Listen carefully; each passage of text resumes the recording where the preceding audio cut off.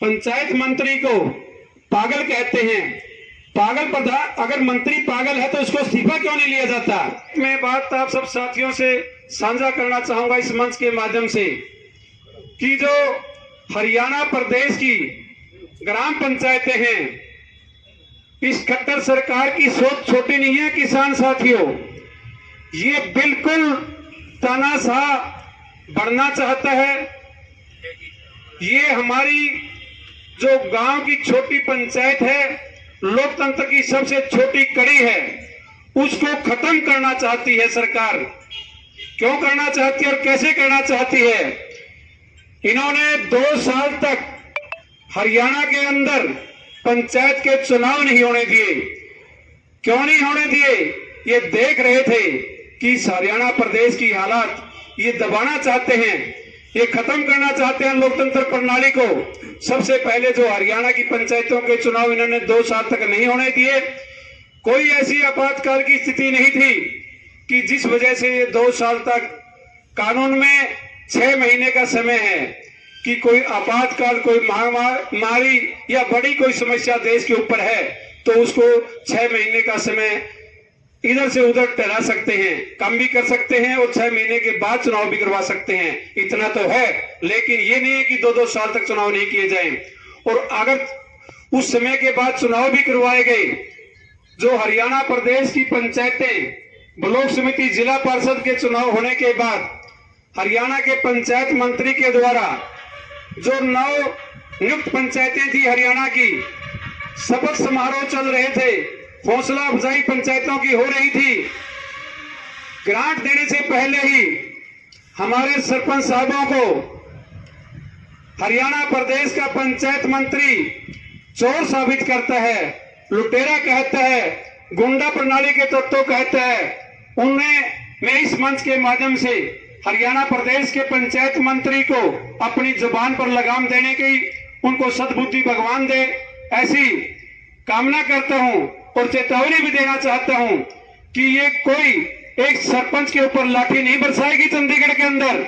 ये संपूर्ण हरियाणा की 6200 पंचायतें, जो हरियाणा का जो ग्रामीण कल्चर है उसके ऊपर अत्याचार किया गया है। किसान साथियों, ये मैं कड़े शब्दों के साथ निंदा करता हूं हरियाणा के पंचायत मंत्री की, हरियाणा सरकार की, हरियाणा के मुख्यमंत्री की, कि वो समय अभी भी कि वो चेत जाए, समझ जाए, अभी समय है। अन्यथा इस मेरे वर्ग का, ग्रामीण अंचल का, ग्रामीण लोगों का इम्तिहान ना ले। किसानों के साथ साथ ये गांव से जो 36 बिरादरी के लोग चुन करके मुखिया के रूप में, पंच जहां परमेश्वर, आप सब लोग मेरे से बुजुर्ग हैं, आप सब लोगों ने पता है कि जहां 5 व्यक्ति हैं वहां परमात्मा है, जो हरियाणा के लोगों के द्वारा चुन करके सर्वसम्मति से या किसी भी तरह से मुखिया बनाए गए, और वो लोग अपनी हकों की आवाज उठाने के लिए अपनी हरियाणा की राजधानी चंडीगढ़ के अंदर पहुंचे।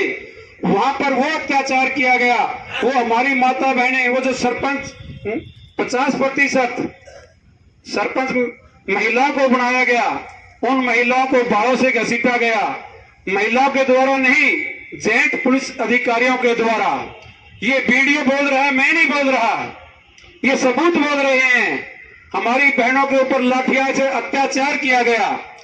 मैं खुद और मैं पूरे भारतीय किसान यूनियन की तरफ से, इसके अलावा कल हमने हरियाणा एसकेएम की मीटिंग में निर्णय लिया और प्रेस नोट में कहा, पत्रकार छाकर साथियों के माध्यम से हरियाणा सरकार को चेतावनी दी कि हरियाणा के सरपंचों के साथ मुख्यमंत्री की 9 तारीख को जो मीटिंग होनी है, उससे पहले भी जब भी कभी जरूरत पड़ेगी तो हम सरपंचों के साथ हैं, और उसके बाद भी अगर सरकार कोई निर्णय पर नहीं पहुंचती तो पूरा हरियाणा एसकेएम, हमारे ग्रामीण पंचायतें, जो हमारे भाई, हमारी बहनें, हमारी माताएं सरपंच चुन करके पहुंचाई गई हैं, उनके साथ कंधे से कंधा मिला करके हरियाणा का एसकेएम 2 कदम आगे चलने का काम करेगा। मैं इस मंच के माध्यम से हरियाणा के मुख्यमंत्री को ये बात पहुंचा देना चाहता हूं कि उनको छोटे में मत आंके। ये हरियाणा के मेरे किसान वर्ग के अलावा ग्रामीण अंचल पर आपने हाथ डालने का काम किया है। आप अभी भी समय है, चेत जाएं। इनको जो इनके हक हैं, ये कोई ऐसा कार्य नहीं मांग रहे जो पंचायत की मुख्यमंत्री से नहीं हो सकता। ये वो काम करना चाहते हैं जो गांव की गलियां, नालियां, शिक्षा, चिकित्सा, सुरक्षा जो सरपंच के अधिकार क्षेत्र हैं वही मांगने का काम सरपंच करने गए थे। लेकिन जो सदियों से जो हरियाणा का कानून बनाया गया उसको खत्म करने का काम हरियाणा सरकार पहले सरपंचों से लागू करना चाहती है। 50% जो इन्होंने कहा कि महिलाओं को आरक्षण, वो सब पंचायतों ने मान लिया। रिकॉल की जो पंचायत सरकार बात करती है, इसके अंदर हम अभी भी कह के हटे हैं कि बलात्कारी खेल मंत्री सीट पर अपनी सत्ता पर काबिज है, उसको तो कुछ सरकार करते नहीं। जो हमारे नवनियुक्त सरपंच हैं उनकी सैकड़ों सरपंचों की हड्डियां तोड़ दी गई और कल रात को वो कार्य किया जो अंग्रेजों ने भी नहीं किया, उनके टेंटों को उखाड़ा गया। वो शांति प्रिय तरीके से 9 तारीख का इंतजार कर रहे थे कि हरियाणा प्रदेश का मुख्यमंत्री सरपंचों से 9 तारीख को वार्ता करेगा, तब तक वो शांतिमय तरीके से बैठे हुए थे। और जो हमारे नरवाना ब्लॉक का जो सरपंचों का प्रधान, वो हमारी मीटिंग के अंदर भी कल पहुंचा। हमने एसकेएम की तरफ से उनको आश्वासन दिया कि जहां कहीं भी जरूरत होगी हम सरपंचों के साथ, हम पंचायतों के साथ, हम कमेरे वर्ग के साथ, जो गांव की लड़ाई है, जो गांव को तोड़ना चाहती है सरकार, उसके साथ खड़े रहेंगे। हमने पूरे एसकेएम की तरफ से आश्वासन दिया और हम साथ रहेंगे। हम वादा करते हैं कि एक सरकार को चैन की नींद नहीं सोने देंगे। कल हमारी माता बहनें, हमारे नौजवान सरपंच, पढ़े लिखे हुए सरपंच, सरपंचों के ऊपर सभी कानून लागू होते हैं, बिल भरवाए जाते हैं, सारी एनओसी ली जाती है, +2 पास सरपंच होने चाहिए। और वो जो वहां बैठे हुए हैं वो 8वीं फैल बैठे हुए हैं। शर्म इस सरकार के ऊपर आनी चाहिए। उन्हें डूब मरना चाहिए चूड़ी भर पानी में। जो वो रिकॉल लेकर के आते हैं वो अपने आप लागू क्यों नहीं कर लेते उनके ऊपर? वो शब्द लेते हैं जब तो कहते हैं कि बेटी बचाओ बेटी पढ़ाओ का नारा देंगे, सबका साथ सबका विकास करने का काम करेंगे, सबको सभी सुविधाएं देने का काम करेंगे। पंचायत मंत्री को पागल कहते हैं। पागल प्रधान, अगर मंत्री पागल है तो उसको इस्तीफा क्यों नहीं लिया जाता? वो लाठियां बरसाता है पूरे हरियाणा के सरपंचों के ऊपर। वो पागल हो चुका है, वो तो उसको फिर इलाज करवाएं, आगरा मेडिकल में ले जाएं, रोहतक मेडिकल में ले जाएं, जहां उनका इलाज होता है पागलों का, उसको वहां दाखिल करें। वो सत्ता पर क्यों बैठाए हुए हैं, कुर्सी पर क्यों बैठाए हुए हैं?